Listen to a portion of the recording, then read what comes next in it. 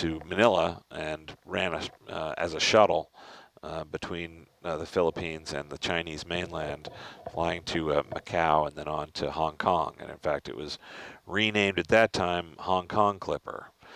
But by the end of that year, Pan American, in order to win the contract for the airmail route, had to demonstrate that they had started regular scheduled service. So they brought the airplane back and reconverted it once more to the long distance survey configuration, and brought back their best pilot, Ed Musick. And they started them in December of 1937. They made the run all the way down to New Zealand and picked up the mail and came back, landing back in Honolulu, and turning it over to another eastbound plane. And then just a few days later, on January 9th, they started the return trip, bringing back a load of mail from the U.S. And they made their way to Kingman Reef and then on to Pongo Pongo, landing there on January 10th, 1938, and then got ready to depart the next day, and left early in the morning on January 11th. They took off at 5:30 in the morning, loaded with 751 pounds of airmail and express cargo, bound for Auckland, New Zealand, and also with 2,300 gallons of fuel carried in the overwing tanks, and then also in specialized, specially constructed auxiliary fuel tanks that were mounted inside the cabin of the airplane. They converted the passenger accommodations just to hold these 6 225-gallon fuel tanks, arranged in the D compartment, the one directly beneath the wing. And it was an hour and 19 minutes into that flight that the plane radioed back and said that there had been an oil leak in the number 4 engine of it. It's a 4-engine aircraft, and the number 4 engine, the right outboard engine, had developed an oil leak and had to be shut down. So the airplane was going to return to base at Pongo Pongo. But that was a problem there, in that the harbor at Pongo Pongo is very restricted. It's shaped, something like a boot, with the foot or the sole running inside the inner harbor, and with extraordinarily calm water, because it is protected on 3 sides by these towering mountains. And they're very helpfully have zoomed out the map so you can see the harbor there at Pongo Pongo, where you have the entrance, from the sea to the south, and then there's that almost a right angle where the harbor is aligned east to west. So and these the land all around it ranges in height from 800 feet up to 1,700 feet. So Musick, when he would approach, and every time he came in, he would approach actually from the west, and come over the lowest of the ridges, the 800-foot ridge, and drop down just where it says Pongo Pongo, and drop down dramatically for the water, and try to land in that very narrow and restricted area. At the end of a long flight, when the plane was light, had used all its fuel, it was just doable. It was a very hair-raising experience, kind of white knuckle, and where even a pilot of Musick's experience and ability was really uncomfortable. Was very wary of that, and uneasy with the arrangement. But it was the best they could do in order to try and fulfill their obligations. So they were that's what they were faced with. The airplane was sighted over Apia, Samoa, to the west, and it's supposed that Music was really scouting that area as a potential alternate landing site, and also trying to burn off some of his excess fuel. But they had enough to fly all the way to New Zealand, and so in order to make that landing now with the airplane underpowered, running on 3 engines instead of 4, and overloaded with fuel, it was decided that they needed to lose some of that weight, and the only way to do it quickly and effectively was to dump the fuel overboard. And that in itself was something of a risky maneuver. And the last radio broadcast from the airplane at 8:27 in the morning announces just that they're going to begin dumping fuel, and then the radio operator advises he's going to shut down his set in order to reduce the chance of a stray spark igniting the fuel during that process. So the radio operators at Pongo Pongo acknowledged, and then waited and waited for them to come back on the air, and they never did. The next word they receive is reports from the northern coast of Tutuila Island that people have sighted smoke to the northwest.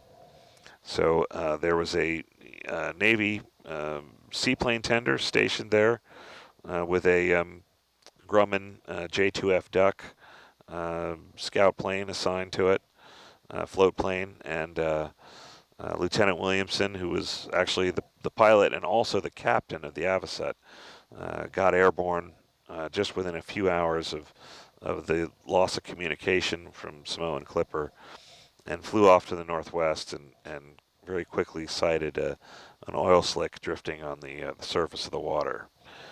And so the Avocet was instructed to get up steam and get underway, which they did at about 7 in the evening, sailing south out of Pongo Harbor and moving out to the west and around the tip of the island, and putting themselves into position by the next morning. They had to wait, sort of loitering back and forth at slow speed, just steaming north and south, waiting for the sun to come up. And when it did, which should have been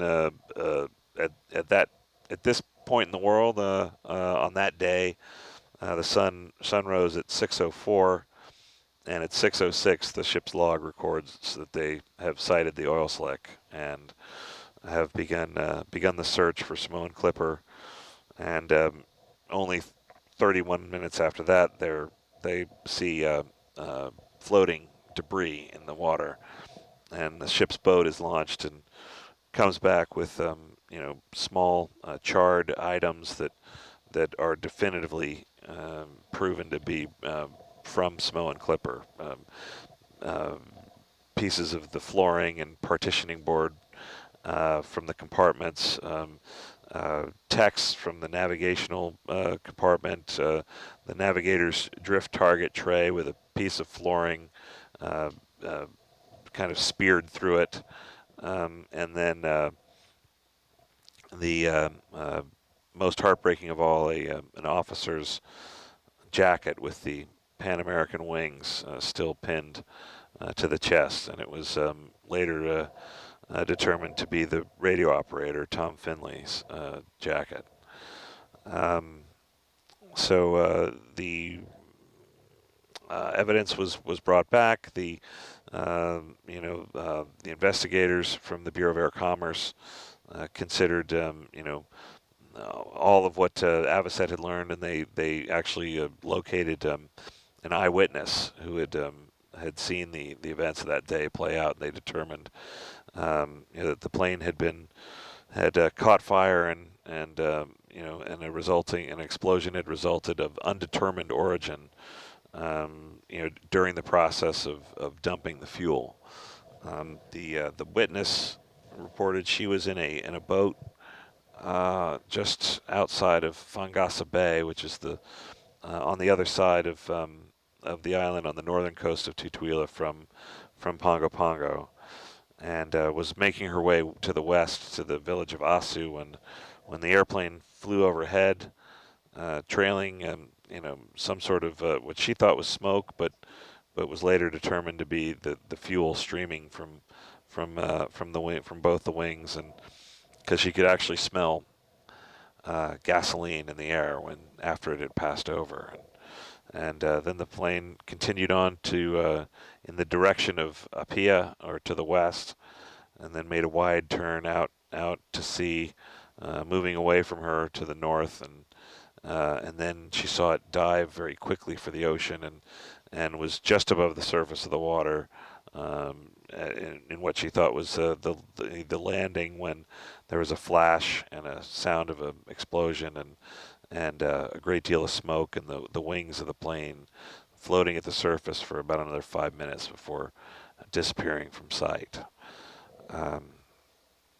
And that was the last anyone had seen of Samoan Clipper for 81 years, and until 5 years ago, there was a call for white papers to be presented at a workshop hosted by Ocean Exploration Trust and NOAA's Office of Ocean Exploration Research, and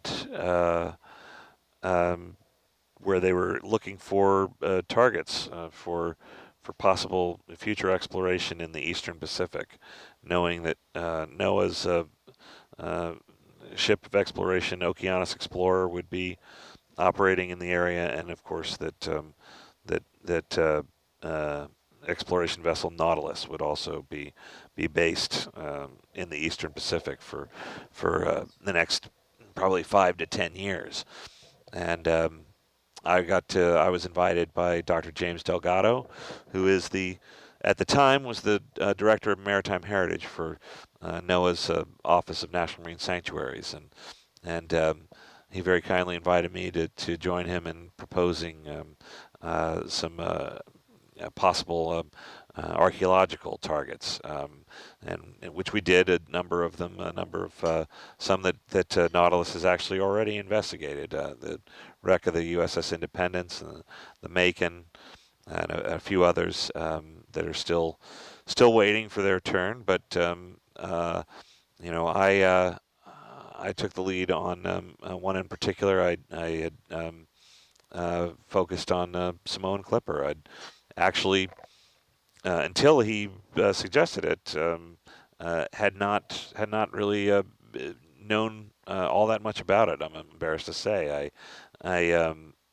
All I knew was that something had happened to Pan Am's chief pilot, and started to research it. And the more and more I learned, the more I was just fascinated by the whole story, and realized that there was some really solid information about what may have happened to the airplane and where it might be, and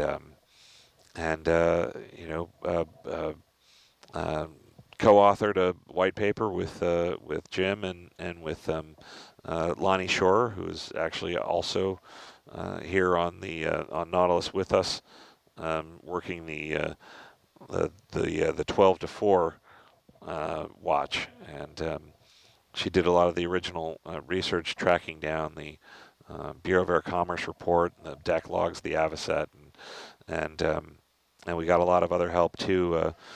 University of Miami libraries, where the Pan Am archives are kept, and preserved all the original radio traffic between the people on the scene in Pongo Pongo and back at San Francisco, and then the Igor Isikorsky Historical Archives, which provide us with a wealth of construction photographs and drawings orders for the Sikorsky mail planes and the S-42B in particular. So, and many more.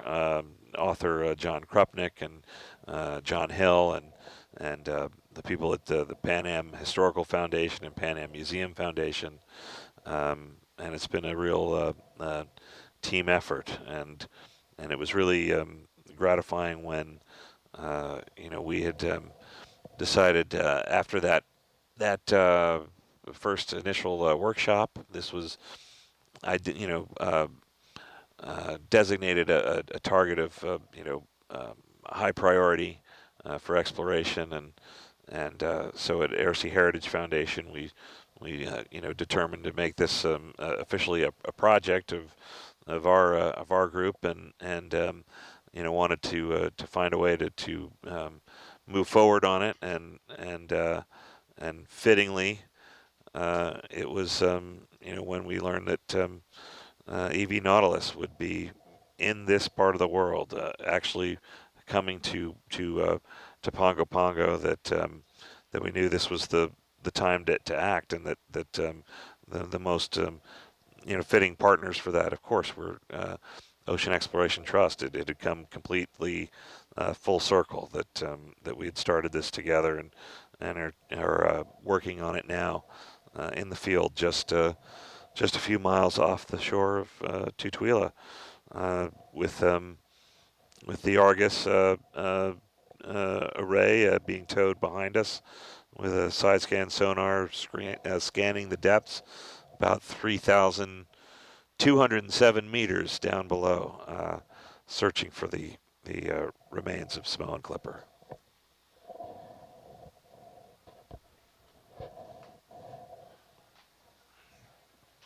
I couldn't hear myself. I think that's about as thorough as you could wrap up 100 hours worth of surveying in such a short amount of time. I'd like to think that, if you could travel through time, I'd love to somehow hop on that aircraft, and as they were headed back and realizing thought they were overweight, they would see that I was in the back of the plane chucking mail out the window. There, problem solved. Right.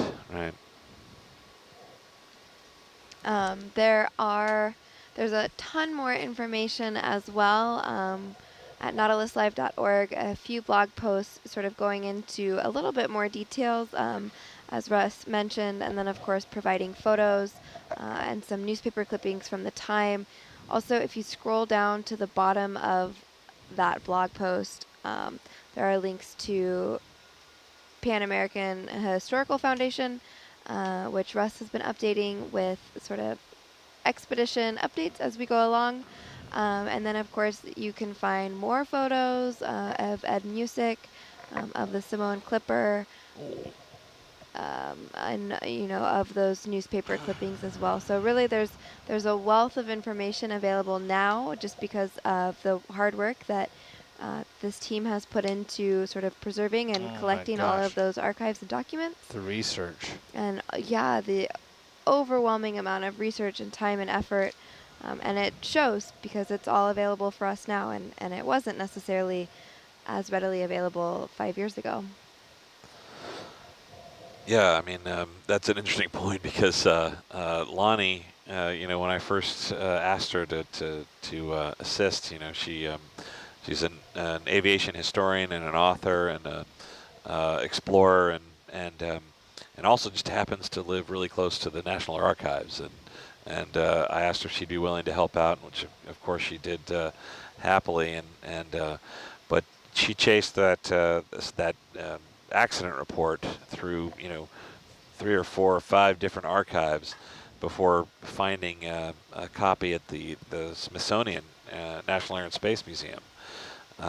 So we were able to use that for the basis of our research, and of course now you go online and it's on Wikipedia. Yeah. So not as hard, but the real trick was gathering all the sources together from all those places that I mentioned, and bringing them together in one in one place and having having them at our fingertips, and we were really Resetting gains. assisted by a lot of people in that process, and the archivists at Sikorsky and in the University of Miami libraries and so many others that are so passionate about this subject and were willing to share and contribute with the chance that we can maybe finally write the final chapter of the story of Samoan Clipper and Ed Musick and his and the 6 pioneering aviators who were lost with him. Absolutely. And even the Wikipedia pages, it's there, but it's by no means as detailed as all of those resources I mentioned. So, Oh, yeah. And we're just approaching our watch change here. I will give you all just a quick update of what we're doing before we head out of here. We are currently finishing up surveying line 11. We wrapped up that western addition to the initial survey area earlier this afternoon. And so we're going to finish line 11. There was just a gap in the coverage area, so the research team really wanted to be sure that we, did our best capabilities possible in mapping the seafloor here. And then the plan is to bring Argus over targets 30 and 31, which are dubbed to be the most interesting and perhaps have the most potential for indicating some sort of relation to Samoan Clipper. So we'll get Argus over those 2 points and have a visual of it for the first time. I think the first time of getting any visuals of targets here. So we're really excited to do that. Hercules, at this point, I don't know that there are plans to have him in the water just yet, but we will, as I mentioned, be finishing up line 11 and then bring Argus to 3031. And then I'm not really sure what the plan is after that. I don't know if Dee Dee or Russ, you would like to add anything to that. I think that was actually very well said. So, I'm glad, because my words are sort of, I don't really know what they're doing at this point. Right. So as long as it's comprehensible. Right. Oh, yeah. All right. Well, we'll see you in 8 hours. Time for a watch change. Yeah. All right. Good night, world, or good morning, world, depending on where you are. Brian will be in the seat here shortly. Wait, did you do that? Why did that do that?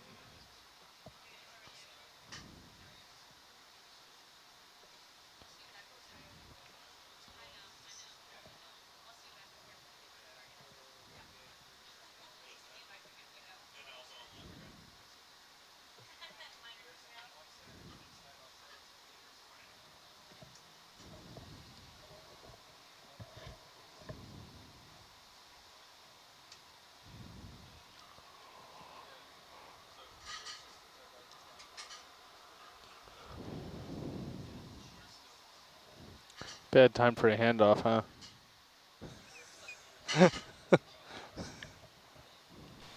Just a little terrain change right here. Right, we got this thing leaping up at us from the seafloor.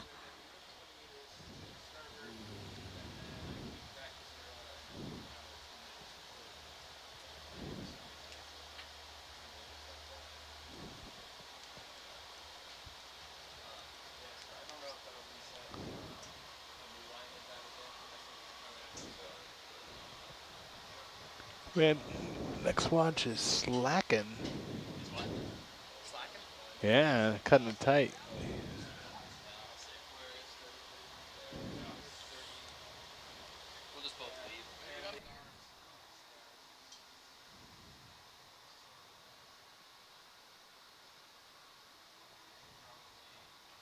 Then you gotta dive down the other side, huh?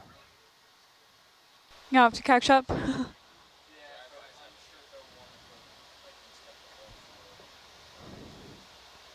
Yeah.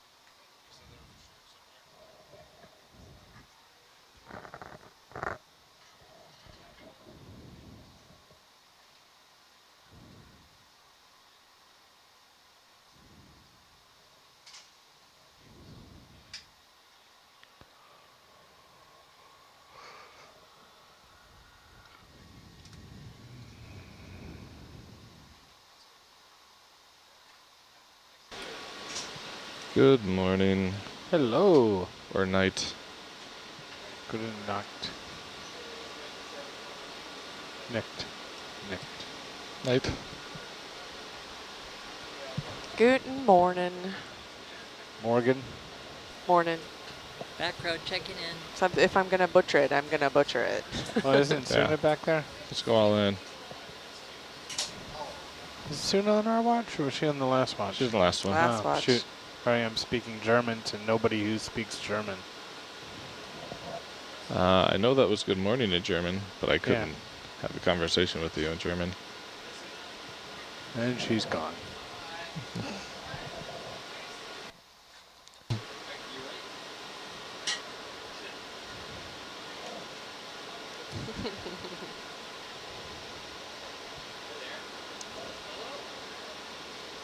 You're probably wondering why we called you here.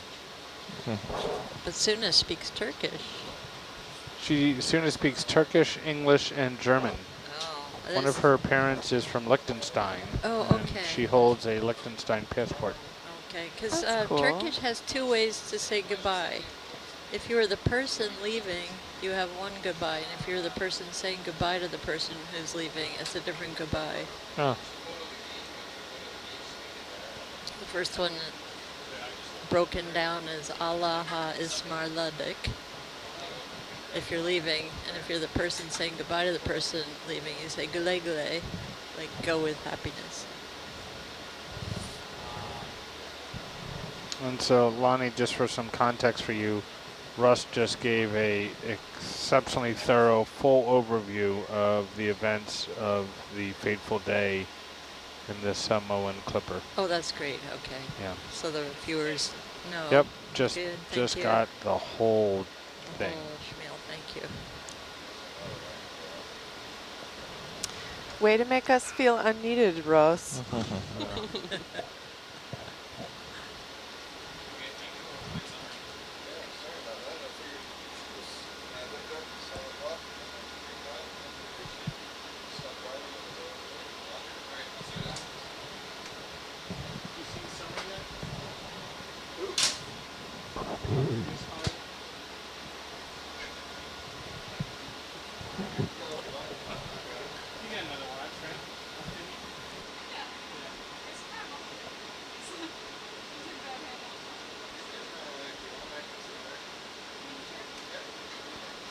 So we, yeah, I can do that too.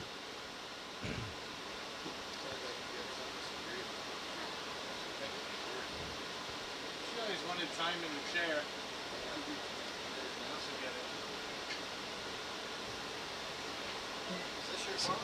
No, that's Mike's. Hanny's. So we're doing a little bit of a different thing this watch, guys. Ooh. We're on our holiday line right now. Then we're going to go up and look at specific targets. Nice. Which I assume means That's coming out of excitement. pendulum mode, right, Rennie? Believe so. Yeah. I don't think the drive-by is going to be that accurate. No. And I think we have to locate. Locate and Does that mean we're going to pull it up and then drop it on? No, it just means we're, instead of being laid back Uh-huh. several hundred meters behind the vessel, Oh, we're going to be pull it up. directly underneath. Okay. So, pulling a lot of slack. yeah, so we'll probably stay the same distance off the bottom, Mm-hmm. but that will mean we'll have less cable laid out. Mm-hmm. And then we'll be able to move the boat and Argus by moving the boat at the same time with just a little bit of lag. There's a What'd you call it the other day? Was it 12 minutes or something?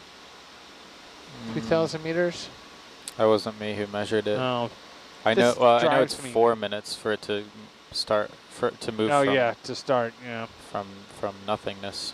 Being from no on two movement. different watches and trying to remember like what we talked about. Yeah. I talked about on the other watch is You're the watch ambassador. a little confusing. Yeah, should be going down. There was just that one little peak there, and now Yeah. we'll be going downhill. That peak came up quick. Yeah. Yeah.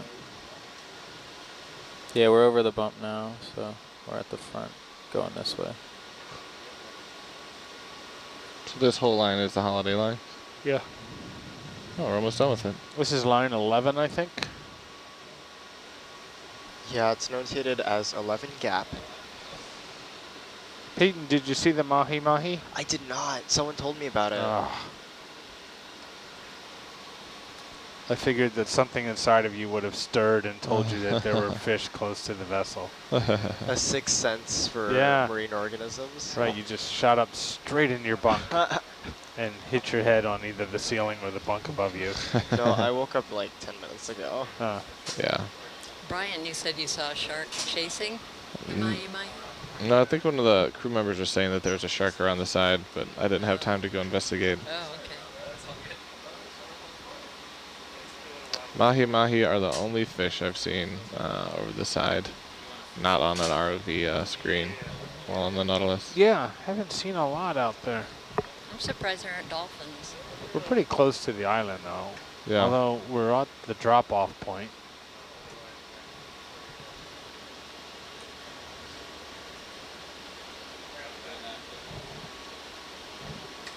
Not on the Nautilus, but we've watched the dolphins drive fish to the ship in order to catch them.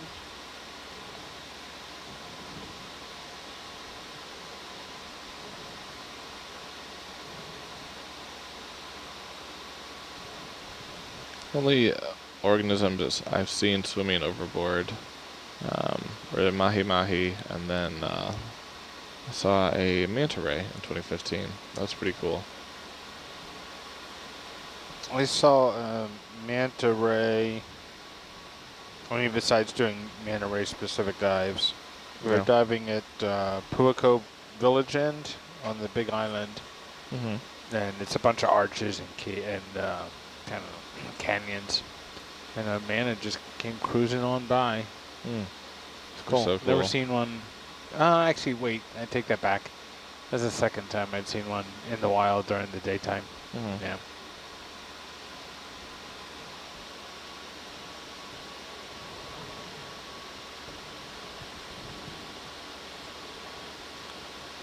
On the manta dives, the rays will come right towards you on the bottom, and they're aware of every inch of their body. So their wing will just arch over your head as they pass. That's so cool. Yeah. Aren't there pictures of people flying with them, holding on to their wings? Perhaps. Maybe not nowadays, but in recent history.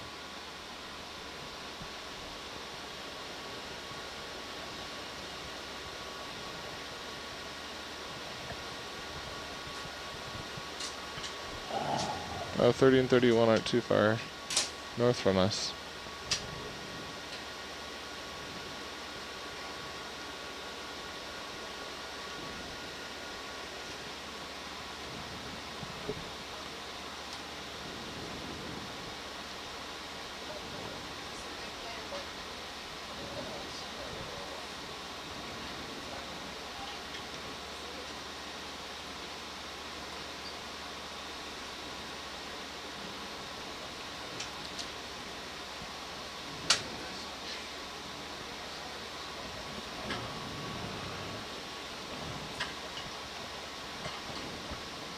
So after we dive on and get visual confirmation on whatever we think those, we don't know? Nope, don't know. Gonna make decisions after that.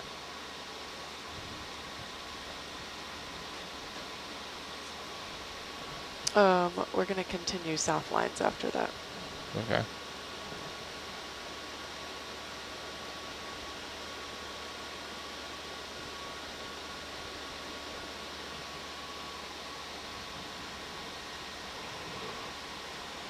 That's a cool looking rock on the screen. Ooh. Skull rock.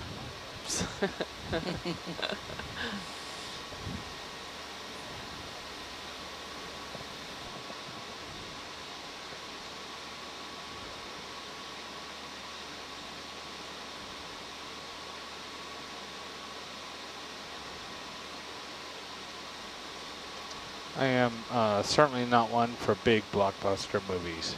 absolutely not one for those Mm-hmm. kind of lamb to the slaughter kind of films. Especially if it has a number like, I don't know, Guardians of the Galaxy 27 at the end of it. However, the first time I saw Johnny Depp playing a pirate based on Keith Richards, just about killed me. It slayed me. It was brilliant. Funny.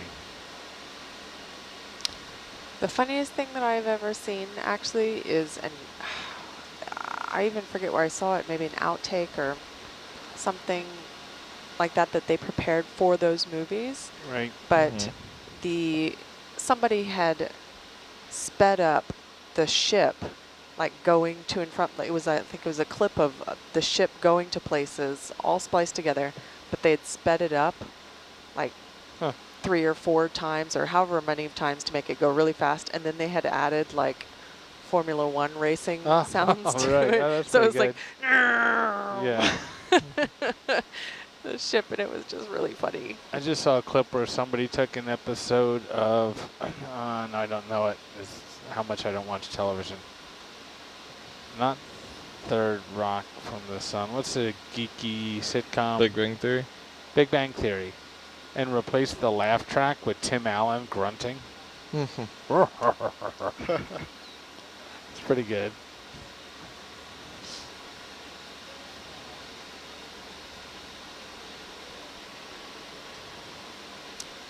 I remember why we liked this line. It had all of the interesting rocks on it.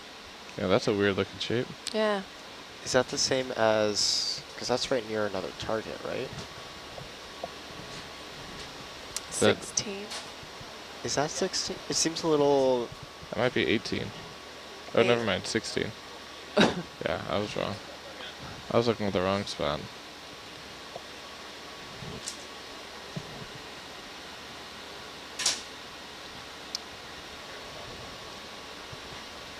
It does have a very rounded shadow.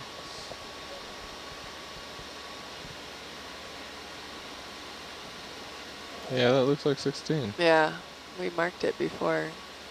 Because it's cool looking. Oh, shit. Vegas. Excusez-moi. Nothing to see here, folks. Sorry. Situation normal. What is it that Harrison Ford says in Star Wars when he's he's in the control, or is it, maybe it's Luke. That's Harrison Ford. He's in the control room, and they call down, hey, 28, what's going on down there? Nothing to see here. Situation normal. Everything's fine. Yeah. And they're like, that's not right. What's the access code? And he just shoots the console. It's this stupid conversation anyway. Nothing to see here. Situation normal. Of course, that's where Snafu came from. Right? Yeah, I think Snafu predated that, Okay. but it does include that. Yeah. I think that's World War II. maybe? Military It's certainly term. military. Right, absolutely. Yeah. I was on a leg recently, and I said something looked like Kilroy, and people that just went nowhere. There's a Kilroy figure on one of the planes that I found. Oh, that's great. Oh, that'd be so great. Well, it wasn't put there by the people who put it down there. Huh. Divers. Yeah.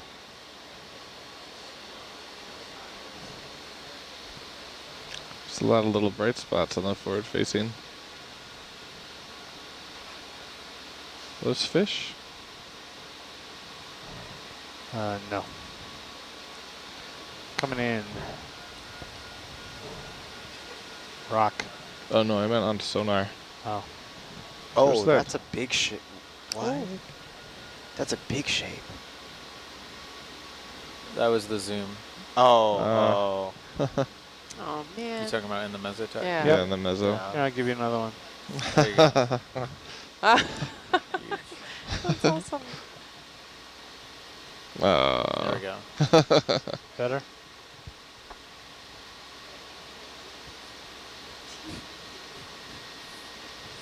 I'm not mad, just disappointed. 7. No, Rennie, do you have an explanation about why that happens? acoustic noise. Yeah.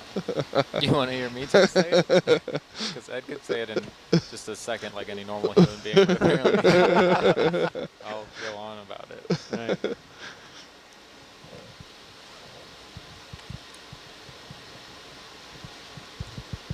Try it now that the sonar has a reasonable setting. Try zooming. Yeah. Zooming. Yeah. And back out. Ooh. You see it in the side scan too. Yeah. Only on low frequency, But it's though. not as pretty colors as you guys. Right. Given enough time and abandoning any desire to find anything, I could probably figure out how to write my name here. You can do it on the turn. I've seen with a graphics program, you can figure out how to write stuff on the waveform monitor, which is a video-specific oscilloscope application.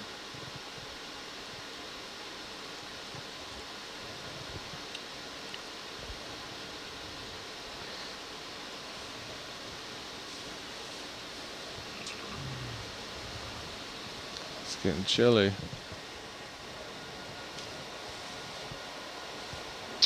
So on Saturday, I'm going to go up and visit some colleagues at the National Weather Service office in Pongo, which actually I think is at the airport, if I recall correctly.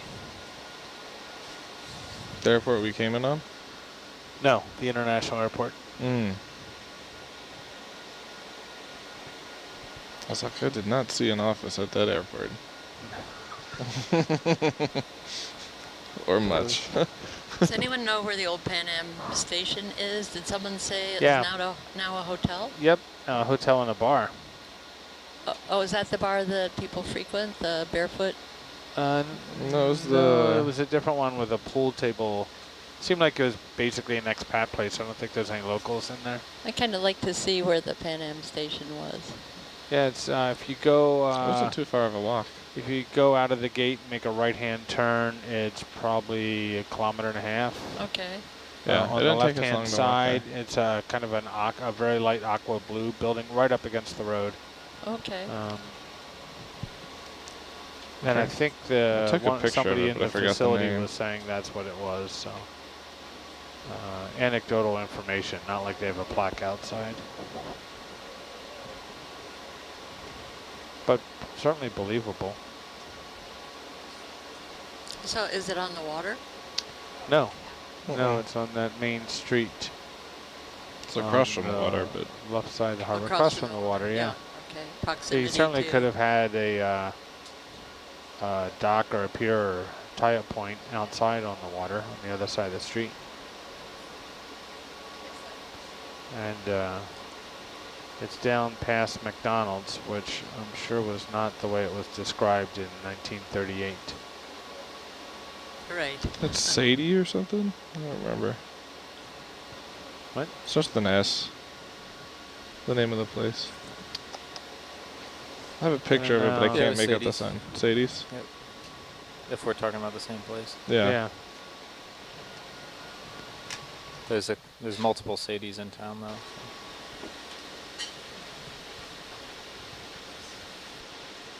Franchising opportunity. Right there.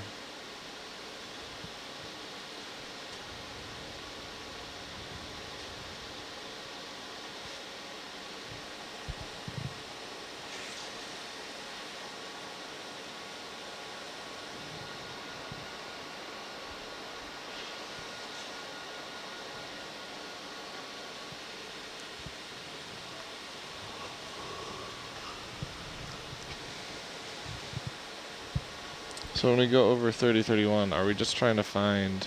I don't think we're going to go over them. I think we're going to go to them. Go to them? Yeah. Okay. So we're looking for visual? That or are way just we don't... getting- Yeah, we're using the camera. Okay. So, Cool. yeah. Which is a challenge, but... Yeah. For those of you So who it's a are- different mode of ops. Mm-hmm. For those of you watching, our camera view is only about 20 meters or so wide, so it's going to require us to do a little bit of maneuvering in order to get it in camera. Well, we'll probably drop down once we find it. Yeah. Yeah, because we're not trying to be up high doing this stuff. Yeah. Yeah.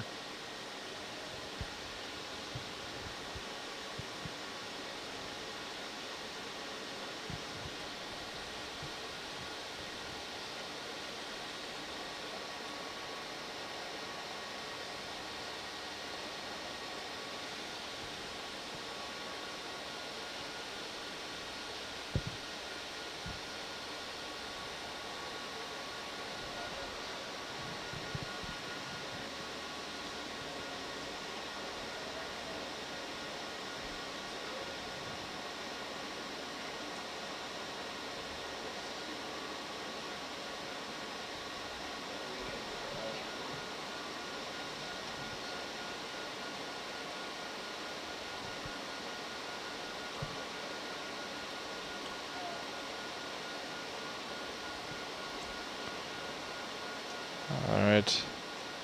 Lonnie, here's a country for you. In our long-running game, have you been there? Belgium. Yes. Oh, yes. Ah, I knew it. Bruges is my favorite. I've only been to Brussels. I want to go to Bruges. Is Brussels Flemish? Yeah.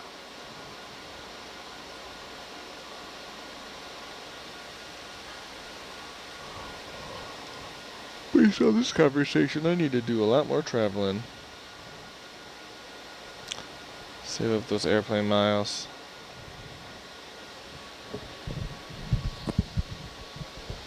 I rarely ever use miles. Best thing to use miles for is to buy tickets with cash plus miles. Hmm. I think you get way better value that way. Noted. I have a hard time, like if I'm flying, I don't know, to LA or somewhere. It's like a $140 ticket. Why am I going to use miles for that? Yeah. We've just been saving up for, we don't really know. You have 2 kids though, right? Yeah, that makes travel much more expensive. Ah, no, they're lap kids still, right? No, one of them isn't. Yeah, Taylor's still lap. Oh. Infant in arms, but she won't be in, what, 9 months? No, less than that, 8 months.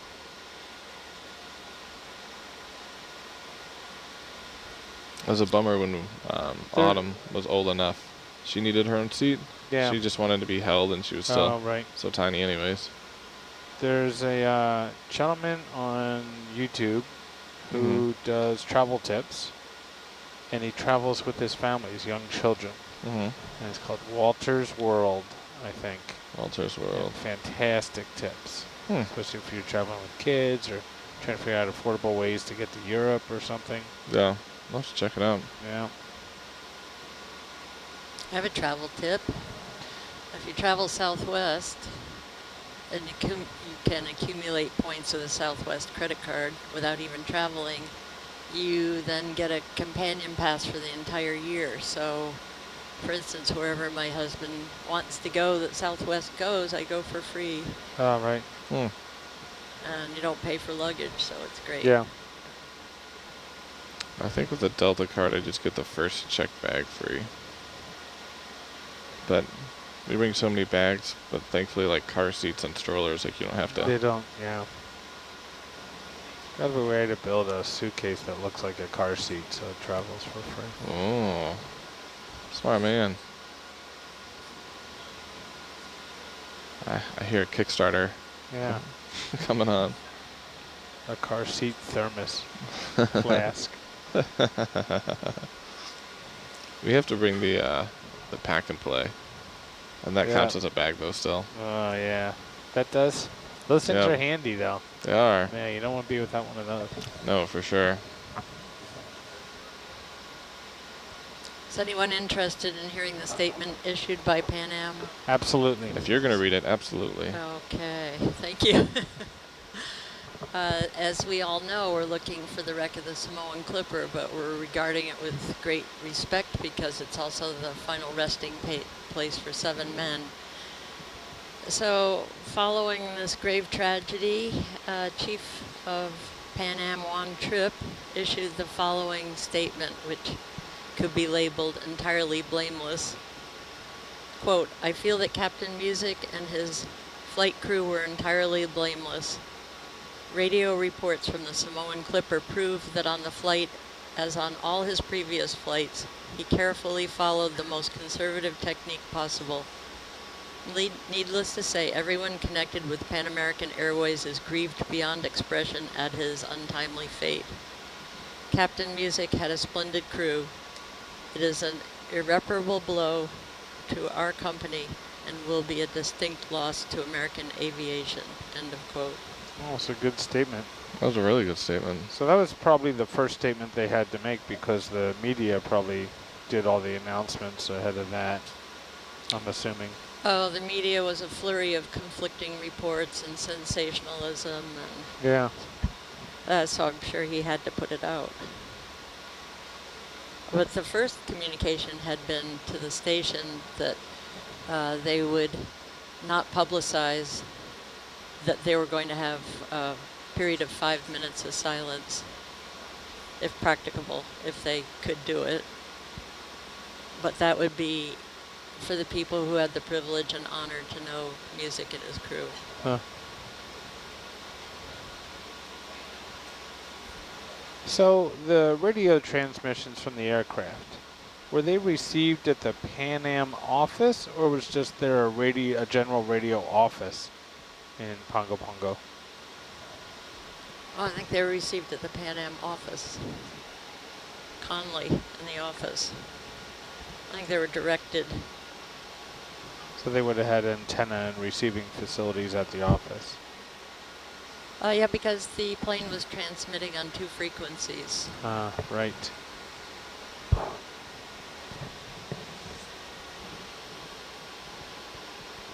And likely in Morse code. Likely. Speaking of Morse code, did you guys understand at the captain's briefing what he was saying about Oscar? Does that make sense? No? Like from SOS? Yeah. Yeah. So when there's a man overboard, if you think of the maritime distress signal SOS, it's dot dot dot dot dot dot dash dash dash dot dot dot. Right. So dash dash dash is O or Oscar. And so that's the signal used on vessels when there's a man overboard, is 3 long blasts. And a lot of vessels have a dummy, usually in an immersion suit, usually a full weight dummy too. I think those are 185 pounds that they will put in the water, sometimes without notice, and then call an Oscar drill. And the ship's crew has to locate and retrieve the dummy. And every vessel is different, but on some vessels that drill is not concluded until the Oscar dummy is out of the immersion chute and in the ship's hospital. So it's a pretty realistic full-blown drill. Yeah. Because you respond the way you drill, or practice, or train. So.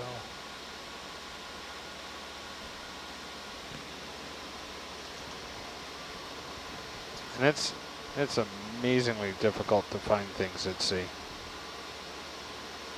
Yeah, this is a good example of that for all the people who think you're just going to go out and find a wreck. Right. Malaysian or Hawaii Clipper or yeah. At least this one we have some reports. I start to question the 12 miles. Like, where did the 12 miles come in? And was somebody guessing wrong? And yeah, but that's not what we were basing the position off of. Yeah. That's off of the airplane GPR coordinates, right? Yeah, the aircraft was the only one that recorded lat and long, right? Right. And so this would have been the lat long of the oil slick? Yes. Gotcha. Or where they found the debris. And if you think about it, an aircraft that's recording, that's looking at something, is probably in orbit over it. Although they don't have a GPS readout, so back then. So, yeah. An imperfect science. Yep. Yeah, they were probably going like 100 knots while they tried to Yeah. figure that out. And that was in a duck, right? Yeah, it's a Grumman duck. I've been in one of those. Really? Yeah, very cool aircraft. You land and it's just like whoosh, water everywhere. Huh. Wow. Yeah, they used to do a small charter from Florida to the to Bimini. It's like tiny island in the Bahamas. It was like a 30-minute flight. You're up and down. You're in customs and immigration longer than you are flying. Allison and I took we worked for a different entity, and we did float plane trip up to Victoria to meet with our ROV provider and back.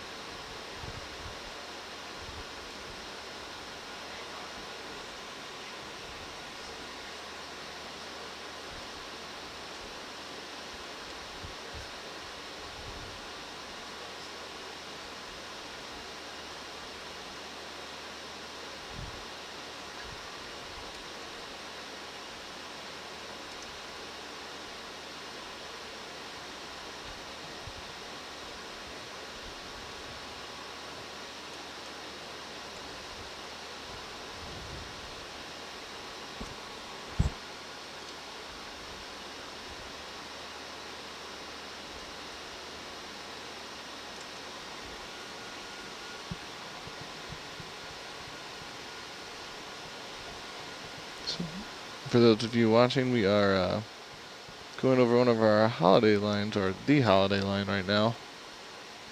And then we are going to go up and check out 2 targets and try and get visuals on them.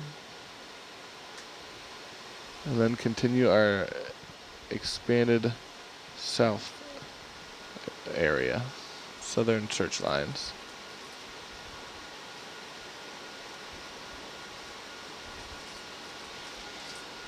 Good question. We don't have a time frame when Argus will be back on deck.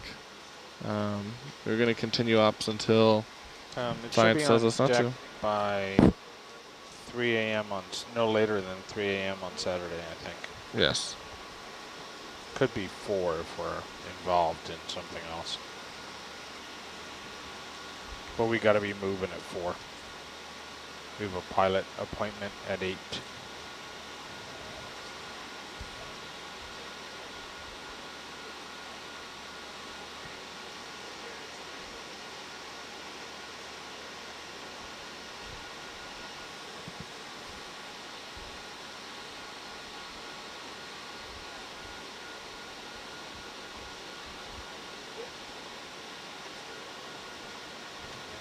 So Brian, what are you going to do on Saturday?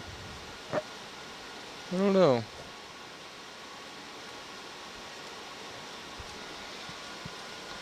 I think it depends on if we have any interactions.